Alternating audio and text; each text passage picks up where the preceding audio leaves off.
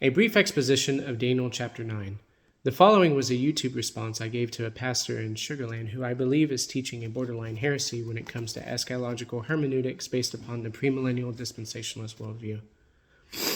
For context, he said the following, quote, "And he that is the Antichrist, which is mentioned in Daniel chapter 9, verse 25. My response, quote, the one anointed mentioned in verse 25 of Daniel chapter 9, and then again in verse 27, cannot be the Antichrist. But if what was referred to the prince, Narid, in this video, which is in verse 25 and 27, that's not Titus. Read it again from the original text. Messiah Narid, verse 25.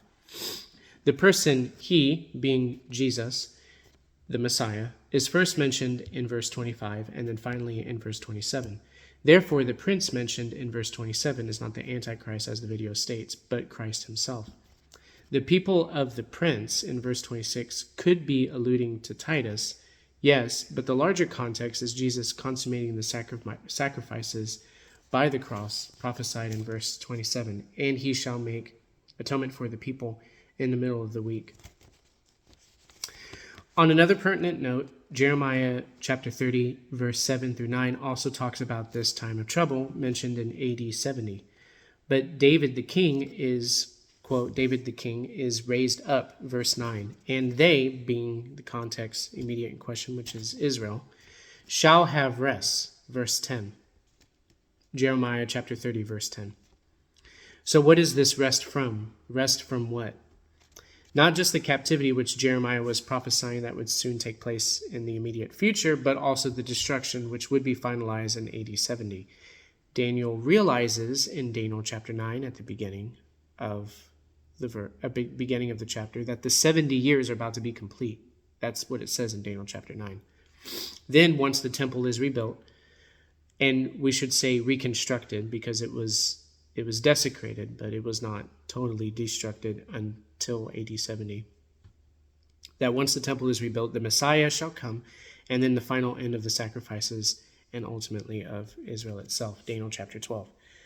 Jesus is anointed. Jesus is the Messiah, and then he is anointed. Daniel chapter 9, verses 25 through 27 again, in order to consummate the sacrifices. That is the literal language. Jesus did not break the covenant. He fulfilled the covenant, or the covenants, by consuming all sacrifices, consummating all sacrifices on the cross. This is still reflected today in a lot of translations, and also like in Reina Valera, where it says consumado est. Therefore, verse 24 is realized in the people of God, both Hebrew and Goyim, slave and free, male or female, etc., only in the realization that Christ is the Messiah, the Son of God, who is revealed in Ephesians chapter 2, verse 15, to be the one new man. This cannot be in the identity of any particular nation, and therefore the one mentioned in Daniel chapter 9, just to sum up, is actually Jesus.